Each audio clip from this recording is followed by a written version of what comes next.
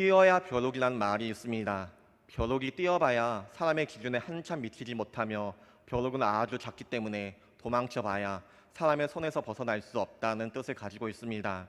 그런데 사실 뛰어야 벼룩이라는 말은 어떻게 보면 잘못된 말인 것 같습니다. 벼룩은 사실 엄청 높은 점프력을 가지고 있기 때문입니다. 사람이 보았을 때는 한참 낮은 높이이지만 벼룩은 자신의 크기의 100배를 넘는 높이까지 점프를 할 수 있다고 합니다. 그래서 어떤 생물학자가 실험을 했다고 합니다. 벼룩을 병 안에 넣어놓고 뚜껑을 닫아 놓았습니다. 벼룩은 그 병 안에서 열심히 점프를 하였지만 번번이 뚜껑에 막혀버리고 말았습니다. 시간이 흐르고 그 생물학자는 병뚜껑을 열어놓았지만 안에 있던 벼룩은 어떻게 되었을까요? 우리가 잘 아는 바와 같이 병의 뚜껑이 사라졌음에도 불구하고 그 이전에 막혔던 병의 높이 이상으로 뛰어오르지 못했다고 합니다. 벼룩 스스로가 자신이 아무리 뛰어도 그 높이 이상 뛰지 못한다고 생각해 버리고 만 것입니다. 몇 번의 도전을 꺾여버린 의지에 자기 스스로 한계를 정하여 놓고 그 이상은 할 수 없다, 그 이상은 나는 할 수 없다 라고 인식해 버리고 만 것입니다. 실제 자신의 능력을 제한하여 본래 할 수 있던 능력을 다 펼치지 못하고 자신 스스로의 가치를 정해버린 그런 몹쓸 짓을 하고 만 것입니다.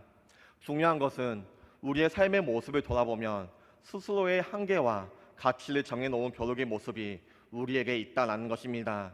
누군가는 우리에게 이렇게 이야기합니다. 넌 안 돼. 그건 잘못된 거야. 한두 번은 괜찮습니다. 그러나 계속해서 누군가를 통하여서 넌 뭘 해도 안 돼.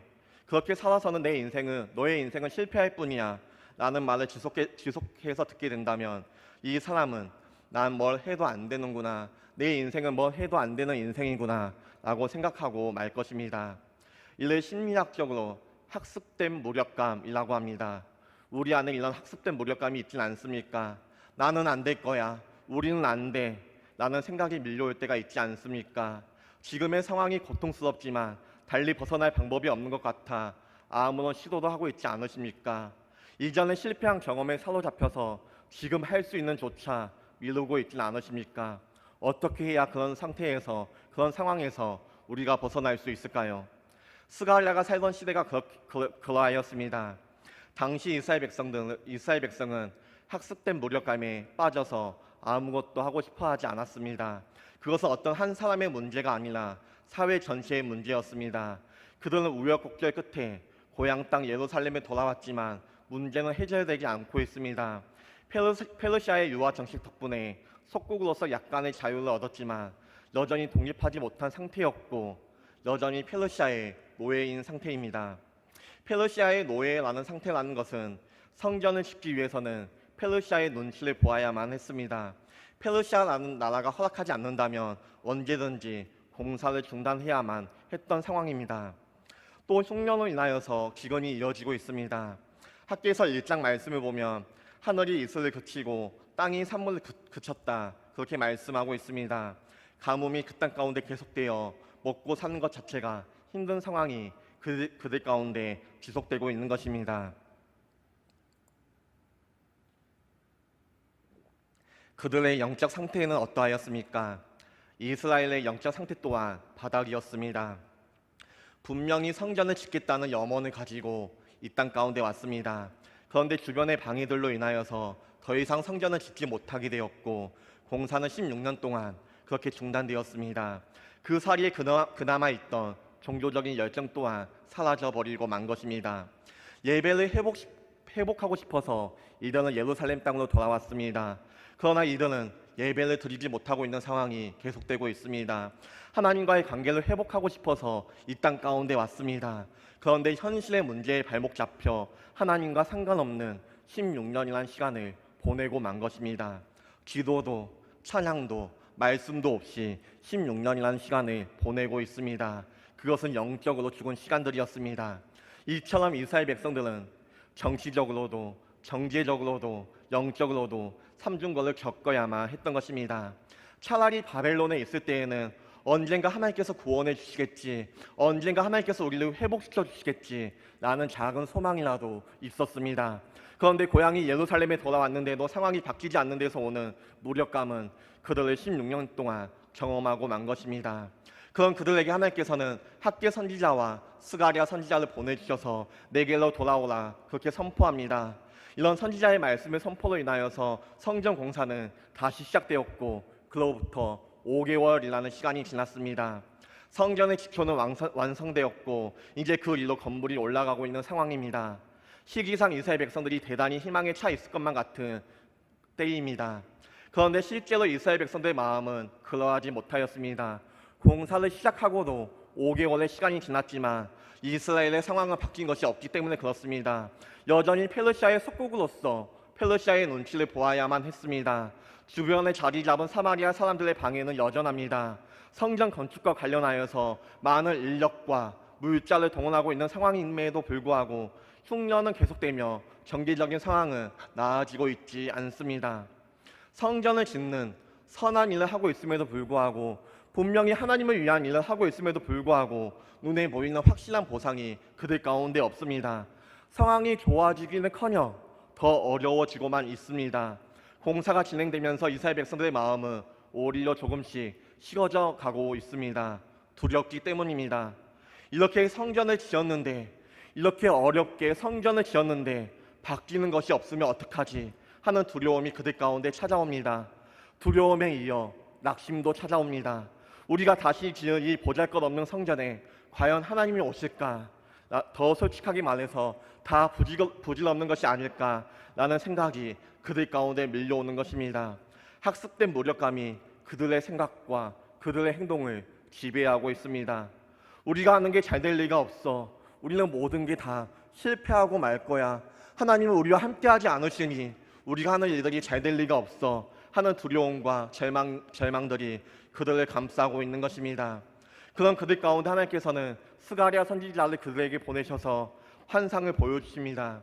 오늘 본문이 1장 후반부부터 6장까지 8개의 환상을 그렇게 보여주시면서 하나님께서는 그들에게 말씀하고 있는 것입니다. 이 8개의 환상에는 동일한 그런 형식과 틀이 있습니다. 그 형식과 틀은 하나님이 스가랴에게 환상을 보여주시고 환상을 본 스가랴가 자신이 본 환상이 무슨 뜻인지 하나님께 질문합니다. 그러면 하나님이 다시 이 환상과 뜻이 무엇인지 스가랴에게 응답합니다. 다시 말해서 그냥 맹목적으로 이 환상을 보여주신 것이 아니라 이 환상을 통하여서 하나님께서는 이스라엘 백성들에게 하고자 하시는 분명한 뜻과 계획, 전달하고자 하는 메시지가 있었다는 것입니다. 우리 8절 말씀 함께 읽도록 하겠습니다.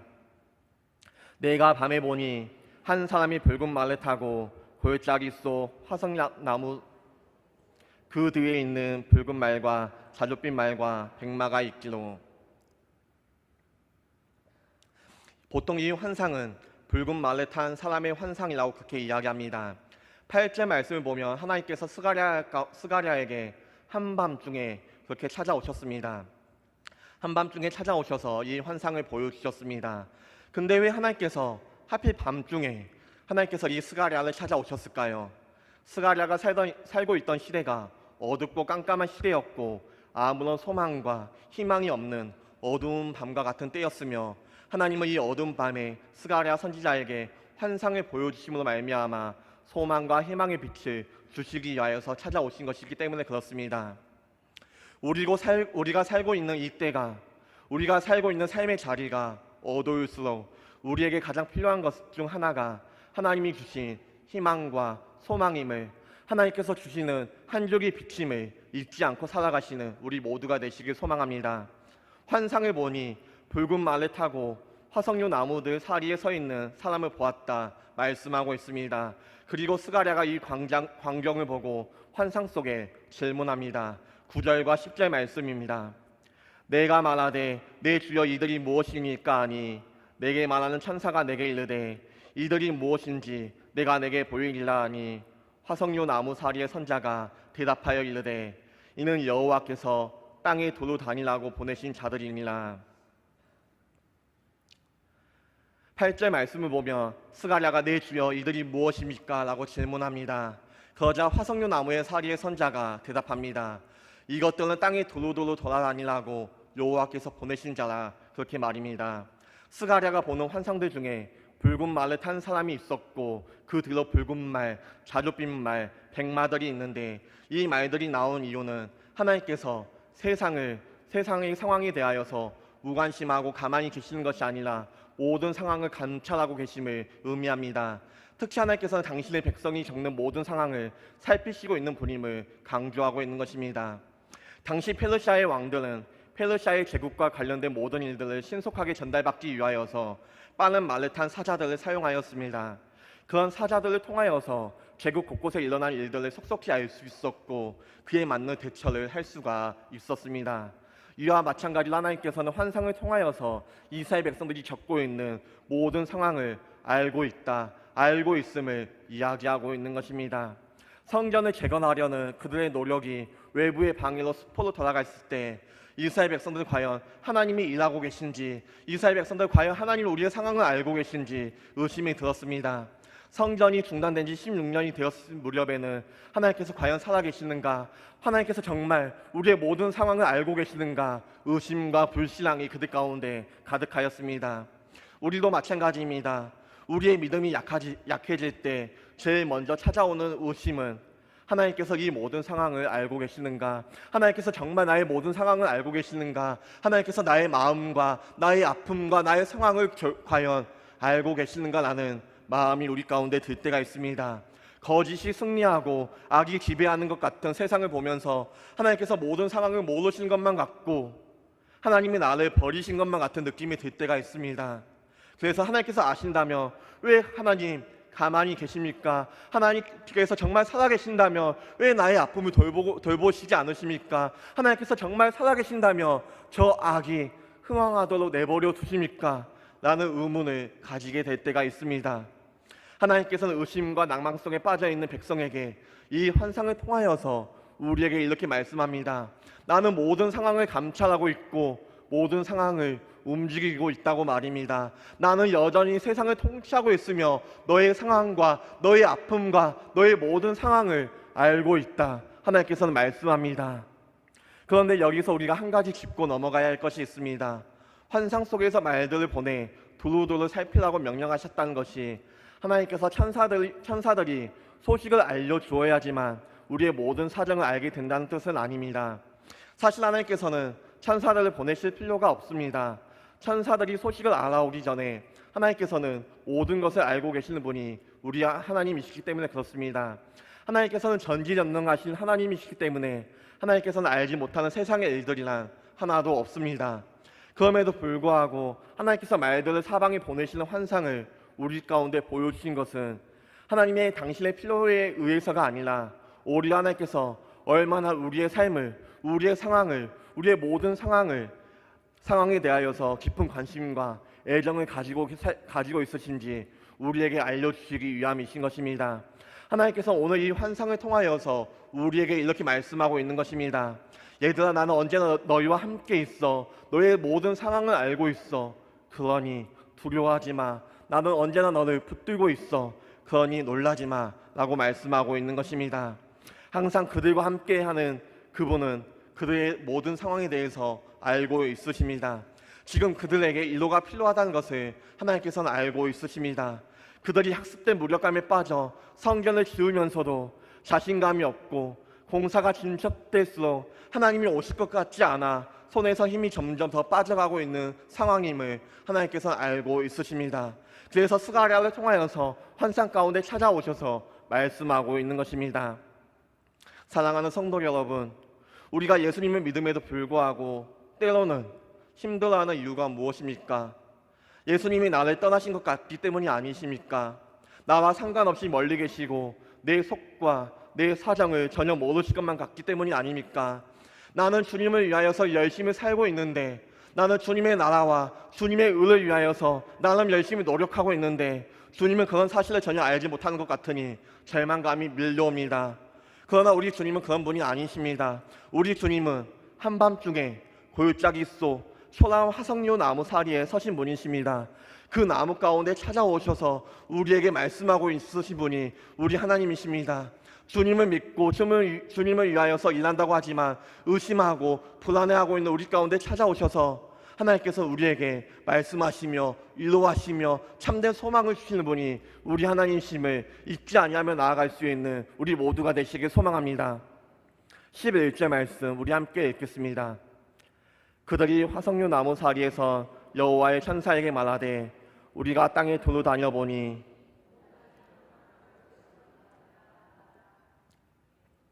땅에 두루 돌아다닌 말들이 화석류 나무 사리에 서 있는 천사들에게 보고합니다. 그 보고의 내용이 무엇입니까? 온 땅이 평안하고 조용하다라는 내용입니다. 이 보고를 들은 천사가 하나님께 탄원합니다. 12절 말씀입니다. 여호와의 천사가 대답하여 이르되 만군의 여호와여, 여호와께서 언제까지 예루살렘과 유다 성읍들을 불쌍히 여기지 아니하시려 하나이까? 이를 노하신 지 70년이 되었나이다 하매, 천사는 하나님께서 예레미야를 통하여서 주신 회복의 약속을 상기시키고 있습니다. 그것은 70년 후에 포로에서 돌이키신다는 약속입니다. 하나님의 약속대로라면 이렇게 예루살렘과 열국의 모습이 대조적이어서는 안 되는 것입니다. 온 땅이 조용하고 평안하다라고 이야기하고 있는데 왜 여호와의 천사가 하나님께 탄원하고 있습니까? 지금 이 천사는 지금의 상황이 안타까운 것입니다. 예루살렘은 아직 황폐하고 성전은 아직 방치되어 있는데 예루살렘은 황폐하게 만든 그 열국이 평안하게 있는 것이, 평안하게 있는 그 모습들이 의로운 분노가 일어나고 있는 것입니다. 그런데 여기서 대적들이 조용하고 평안하다라는 이 하나님의 뜻 가운데 이 평안하다라는 말은 하나님의 뜻 가운데 누리는 평안함을 이야기하고 있는 것은 아닙니다. 팍스 로마나라는 말이 있습니다. 로마의 평화라는 뜻으로서 로마의 아우구스투스 시대부터 약 200년간 계속된 로마의 평화의 시대를 이야기합니다. 이 200년의 시간은 로마의 시민의 입장에서는 평화의 시대였습니다. 평안의 시대였습니다. 그러나 로마의 식민지의 입장에서도 동일한 평화의 시대였을까요? 농사를 지으면 세금이라고 빼앗아갑니다. 우리도 먹고 살 수 있게 해달라고 항의하며 강력한 군대를 보내어 짓밟습니다. 그러니 어떡합니까? 압도적인 힘 앞에 억울해도 조용히 살아갈 수밖에 없는 것입니다. 이것이 천사가 이야기하고 있는 스가랴 시대의 조용하고 평안한 모습, 거짓된 평안의 모습입니다. 우리의 삶 가운데 이러한 거짓된 평안의 모습이 있습니다. 언제 이런 거짓된 평안이 있습니까? 우리가 살아가다 보면 세상의 일과 신앙의 일들이 부딪히는 경우가 있습니다. 그 문제 가운데 타협할 때 이런 거짓된 평안이 우리 가운데 찾아옵니다. 그 문제에 대하여서 타협하며 아무것도 하지 않을 때 우리 가운데 이런 거짓된 평안이 찾아옵니다. 포기할 때 평안이 찾아옵니다. 언젠가 목사님께서 말씀해 주신 것처럼 소가 없으면 구유는 깨끗합니다. 할 게 없습니다. 평안합니다. 하지만 소가 주는 유익, 소가 주는 힘은 결코 얻을 수가 없는 것입니다. 적당히 타협하면 우리의 몸은 조금 편안할 수 있습니다. 적당히 신앙생활하면 우리의 삶은 평안하고 조용할 수 있습니다. 그러나 우리가 그렇게 살아갈 때 하나님께서 주시는 참된 기쁨, 참된 평안은 결코 누릴 수가 없는 것임을 우리는 기억해야 하는 것입니다. 이스라엘은 그들을 압제하는 페르시아가 너무나도 안정되고 평온한 것을 보고 실망하였습니다. 하나님께서 이스라엘을 불쌍히 여기시지 않는다는 생각이 들었습니다. 회복을 약속하신 지 70년이 지났음에도 불구하고 형편은 나아지지 않은 것을 보니 하나님께서 그들을 사랑하지 않는 것만 같이 느꼈습니다. 성전을 짓고 있으면서도 그들의 마음은 하나님은 우리를 사랑하지 않아, 하나님은 우리를 버리셨어 라는 생각이 그들에게 가득합니다. 그러니 하고 있는 일들 가운데 마음이 담기지 않는 것은 너무나도 당연합니다. 그런 그들 가운데 하나님께서는 찾아오셔서 스가랴 선지자를 통하여서 환상 가운데 이렇게 말씀합니다. 우리 14절 말씀 함께 읽겠습니다.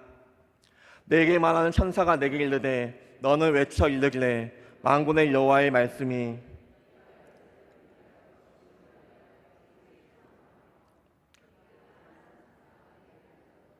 하나님께서 이렇게 말씀합니다.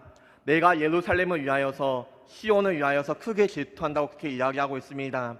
14절 말씀을 보면 하나님께서 하시는 말씀, 내가 예루살렘을 위하며 시온을 위하여서 크게 질투한다고 그렇게 이야기하고 있습니다. 크게 질투한다는 말이 어떻게 보면 우리에게 와닿지 않을 수 있습니다.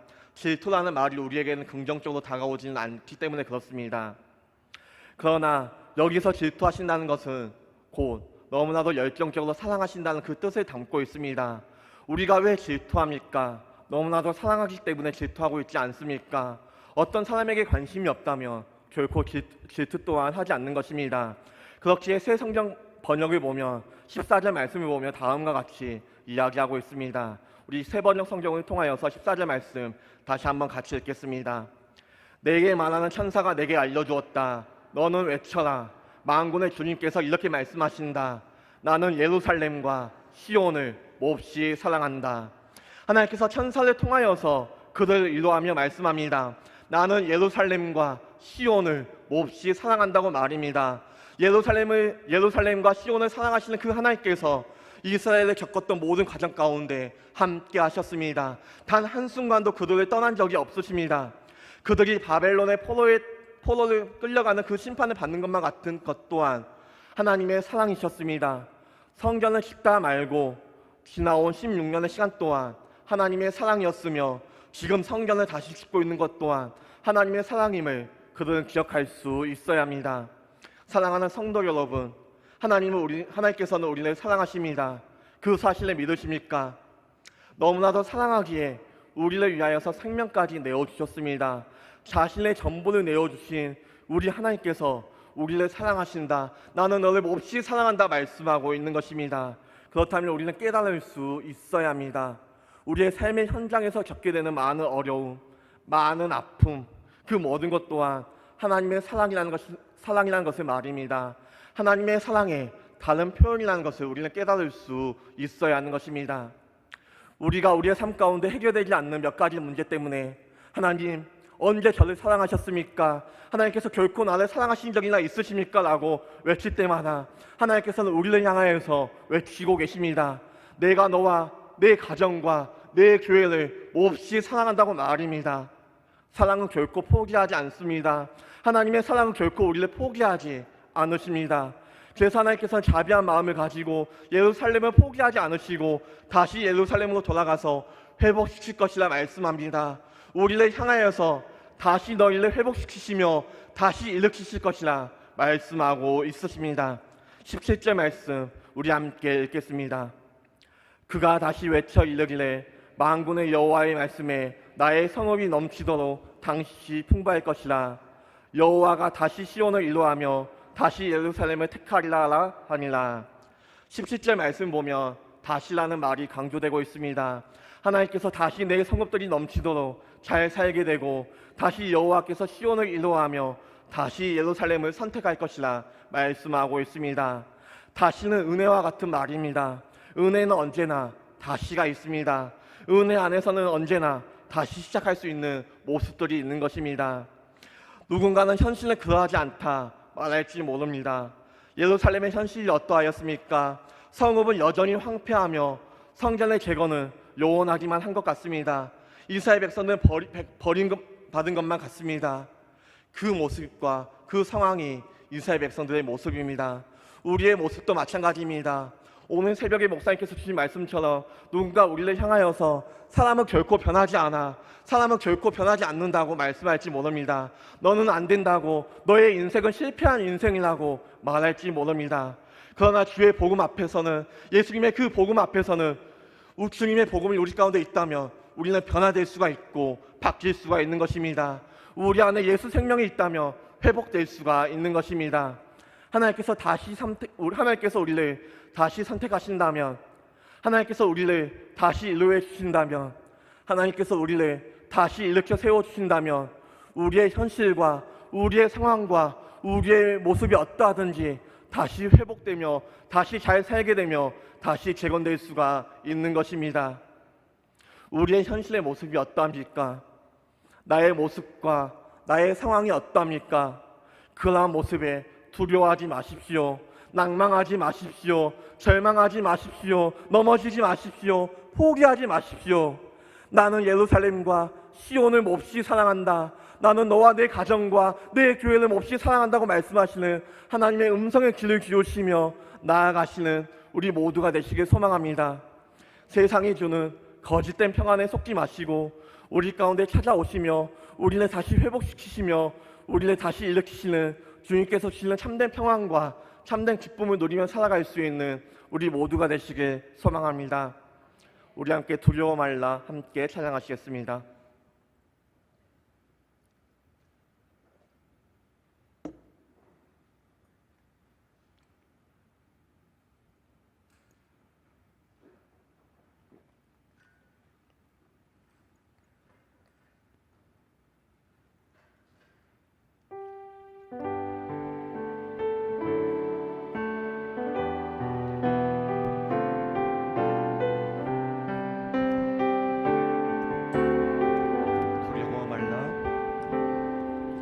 두려워 말라 너와 함께 함이니 놀라지 말라 나는 내 하나님 됨이니 무서워 말라 내가 널 도와주리니 너는 마음에 염려치 말라 두려워 말라 너와 함께 함이니 놀라지 말라 나는 내 하나님 됨이니 무서워 말라 내가 널 도와주리니 너는 마음에 염려치 말라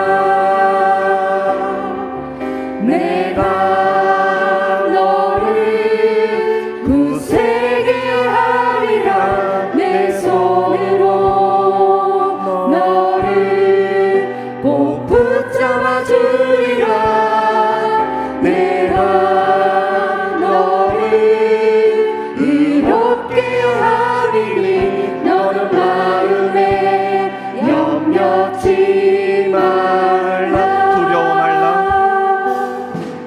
두려워 말라 너와 함께 함이니 놀라지 말라 나는 내 하나님 됨이니 무서워 말라 내가 널 도와주리니 너는 마음에 염려치 말라 내가 너를 굳세게 하리라 내 손으로 너를 꼭 붙잡아 주리라 내가 너를 의롭게 하리니 너는 마음에 염려치 내가 너를 굳세게 하리라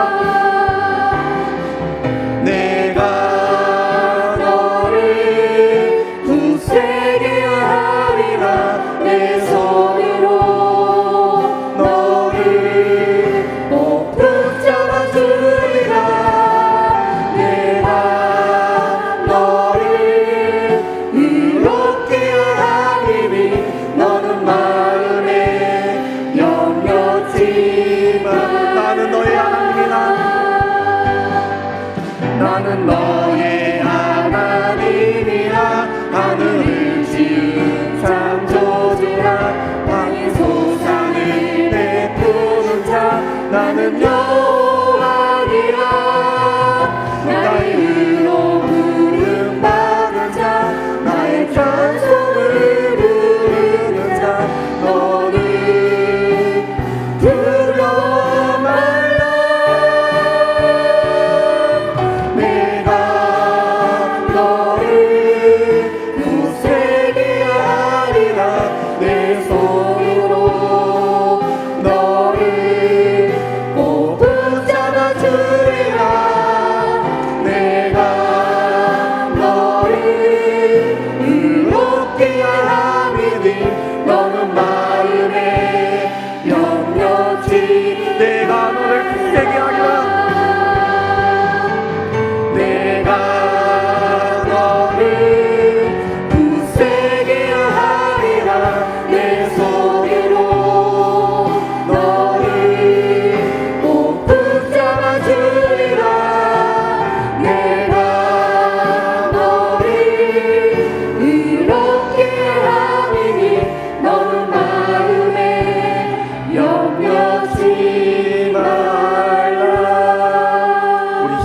기도하겠습니다. 때로는 우리의 삶의 모습을 보며 무력감이 찾아올 때가 있습니다. 하나님께서 나를 버린 것만 같은 그런 때가 있습니다. 발버둥을 쳐봐도 늘 실패의 자리에 있는 나의 모습을 발견할 때가 있습니다. 그때 세상은 우리를 향하여서 적당히 타협하면 우리의 몸은 조금 편안하다고, 적당히 신앙생활하면 우리의 삶이 평안하고 조용할 수 있다고 그렇게 이야기합니다. 그러나 하나님, 우리의 모습 가운데 그러한 거짓된 평안이 없게 하여 주옵소서. 오늘 우리 가운데 찾아오셔서 사랑하는 내 아들아, 사랑하는 내 딸아, 나는 너를 몹시 사랑한다라고 외치는 하나님의 음성을 우리가 듣게 하여 주옵소서. 우리를 다시 선택하시고 다시 일으키시며 다시 회복시키시는 하나님의 은혜 앞에 온전히 회복될 수 있는 은혜를 우리 가운데 허락해달라고 이 시간 우리의 주를 외치시며 함께 기도하며 나가겠습니다. 주여,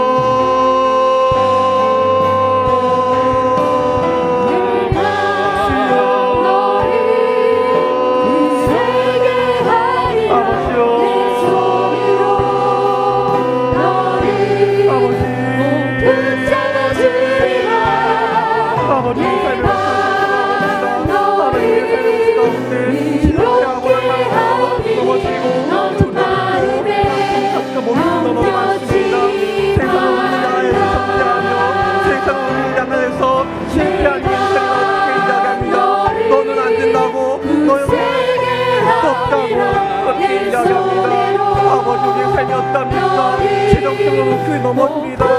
가정의 그 모습이 평안하지 않습니다. 아버지의 모습을 용서하여 주옵소서.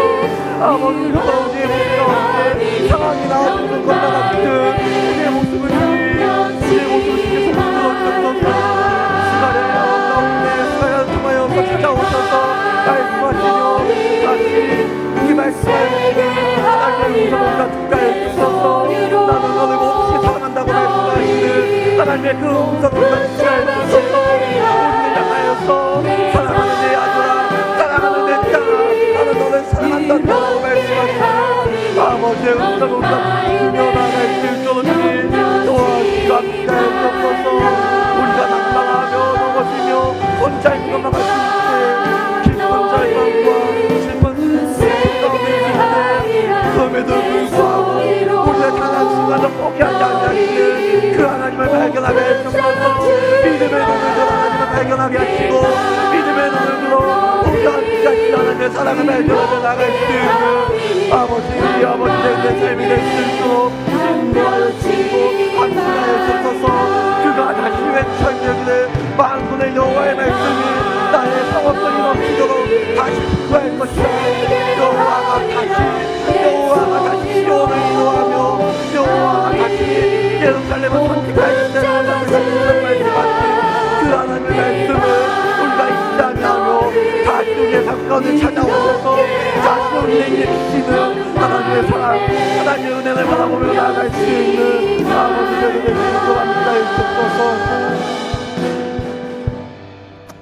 하나님 아버지 감사합니다.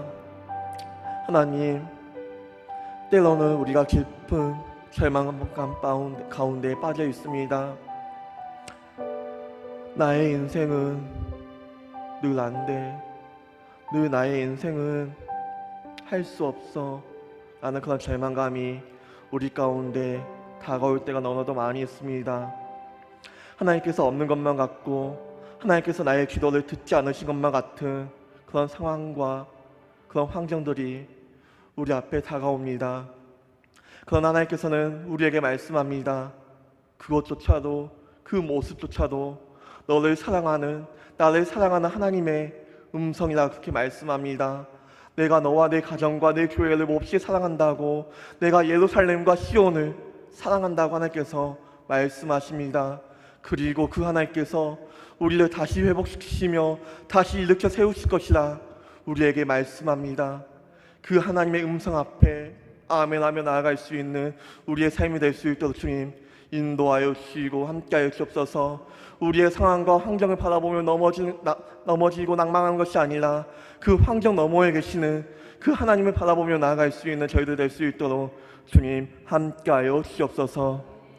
이제는 우리 주 예수 그리스도의 은혜와 하나님의 크신 사랑과 성령님의 감화 감동 교통 역사심이 거짓된 평안에서 벗어나 하나님께서 주시는 참된 평안을 누리며 살아가기를 다짐하는 사랑하는 성도들과 참당 제자식교회 머리 위에 영원토록 함께 있을지어다. 아멘.